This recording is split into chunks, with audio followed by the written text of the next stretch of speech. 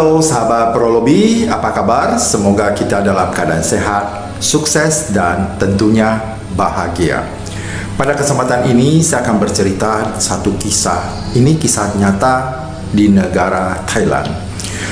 Bagi sahabat Prolobi yang seumuran saya, di mana pada tahun sekitar 80-an sampai 90-an, itu kalau aktif di wihara pasti tahu dengan tabloid yang namanya Jalan Tengah, atau juga ada lagi satu majalah nasional, itu adalah Manggala.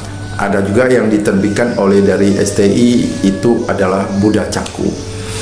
Ketiga majalah ini, boleh katakan tabloid ini sangat terkenal di zaman itu. Nah, di salah satu tabloid itu ada satu cerita yang sangat menarik yang dinamakan dengan Wisaka II.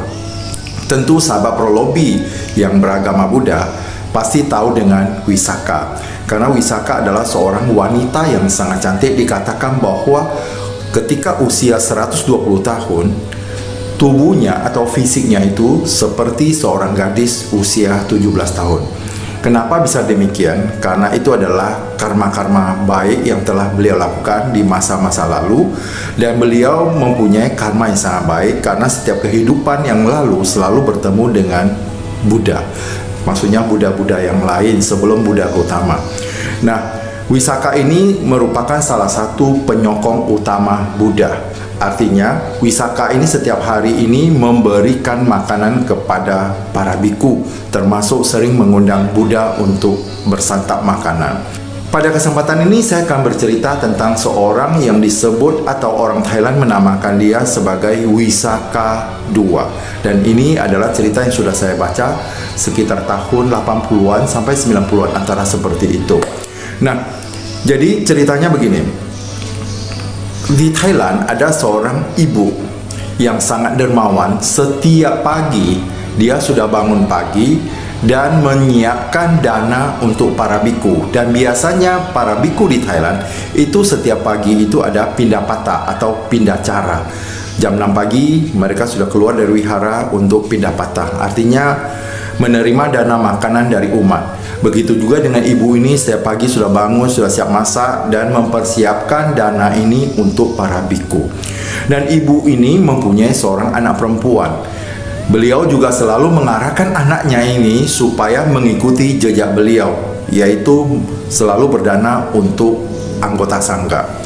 Namun yang namanya anak-anak, kata-kata ibunya itu masuk telinga kiri, keluar telinga kanan, atau masuk telinga kanan, keluar dari telinga kiri. Jadi tidak begitu mendapat sambutan yang baik. Namun suatu saat karena ibunya ini sudah tua, ibunya meninggal dunia. Sebelum meninggal, ibunya ini berpesan kepada putrinya agar mengikuti jejaknya atau mengikuti kebiasaannya, yaitu setiap hari berdana kepada para biku. Namun anak ini tidak menjalankan dengan baik. Ketika ibunya meninggal, dia pernah memberikan dana sepiring nasi, 2,5 pisang. Ya, dua buah pisang, 2,5 pisang. Jadi satu piring nasi, 2,5 pisang. Singkat cerita, suatu saat putrinya ini meninggal. Ketika meninggal, dia menuju ke alam dewa. Di alam dewa itu, katakanlah itu Tawatimsa, dia melihat seorang wanita yang sepertinya dia kenal. Ternyata itu adalah ibunya ketika sebagai manusia. Dan dia lihat ibunya jauh sangat cantik sekali dibandingkan ketika hidup sebagai manusia, dan mempunyai mahkota surgawi yang betul-betul sangat cantik lah. Sempurna cantiknya, karena memang ya biasalah penghuni surga pasti lebih cantik daripada manusia di bumi karena perbuatan baiknya. Jadi pada saat itu putrinya ini sudah ketemu dengan ibunya. Dia melihat bahwa di meja itu ada satu piring jeruk. Ketika dia mau ambil, dia tidak bisa untuk memakan jeruk itu, tidak bisa mengambil jeruk itu. Kemudian ibunya yang dulu pernah menjadi ibunya mengatakan kepada putrinya ini bahwa jatahmu bukan di sini. Ini bukan jatahmu, tetapi jatahmu ada di dapur. Coba kamu ke dapur. Dan putrinya ini mendengar dari Dewi ini yang dulu sebagai ibunya, pergilah ke dapur. Di dapur apa yang dilihatnya? Yang dilihatnya di sana adalah 1 piring nasi, 2,5 pisang. Itulah bagianmu, karena itulah yang Anda danakan dulu kepada anggota sangga. Jadi dari cerita ini kita bisa mengambil hikmah dari cerita Wisaka 2 ini. Berarti ketika kita berbuat baik, itu harus dengan betul-betul dari tulus dari hati kita. Kita berbuat baik, perbuatan baik itu adalah itulah yang menjadi milik kita. Semua yang ada itu kita tinggalkan, tapi perbuatan baik itu adalah milik kita.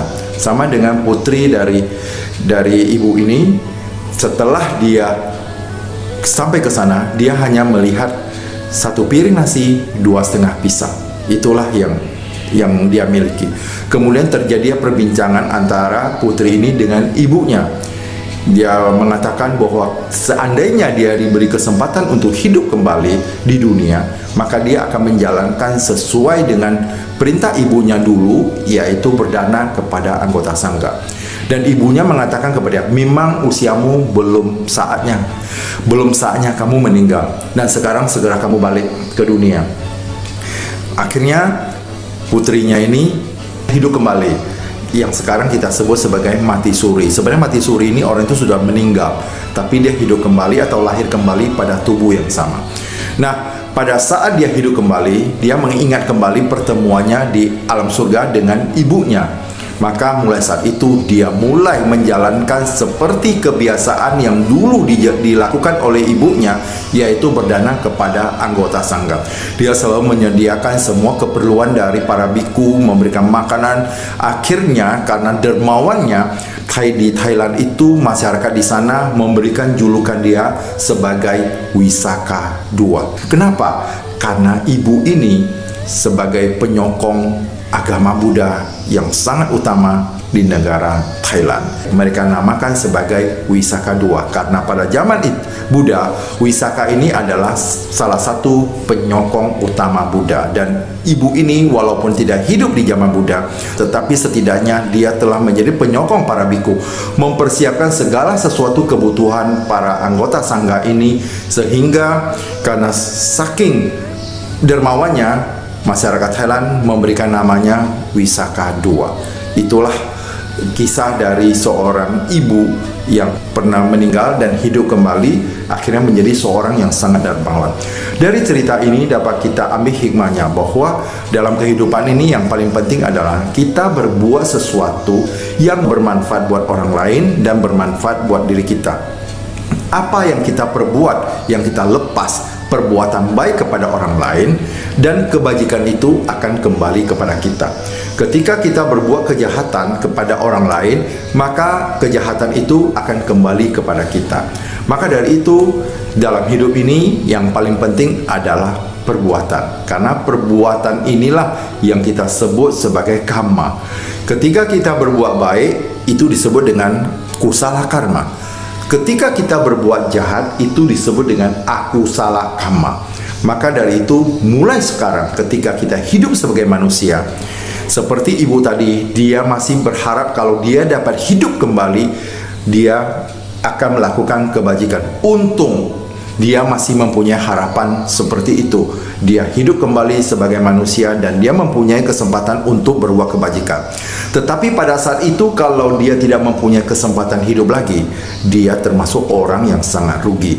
Maka ketika dia hidup kembali, dia ingat semua peristiwa itu, dia cepat dan dia sudah menjalankan sesuai dengan janjinya kepada ibunya di surga bahwa dia akan melakukan, dan betul-betul ibu ini yang dijuluki sebagai Wisaka 2 ini menjalankan sesuai dengan janjinya.